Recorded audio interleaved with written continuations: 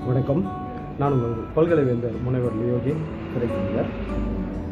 கரைப்படியா கரத்துக்கு சொந்தக்காரரான மக்கள் தொண்டன் பொதுநலவாதி ஐயா திரு நல்லக்கண்ணு அவர்கள் இன்று இயற்கை எழுதியுள்ளார். அவர் 101 அகவைகள் உலகில் வாழ்ந்து இன்று இயற்கையுடன் இணைந்துள்ளார். அவரது இழப்பு உலகுக்கே மாபெரும் இழப்பாகும். இதயம் கலந்த இரங்கலுடன் உங்கள் அன்பு சகோதரர் பல்கலைவேந்தர் முனைவர் லியோகி திரைக்கலைஞர்.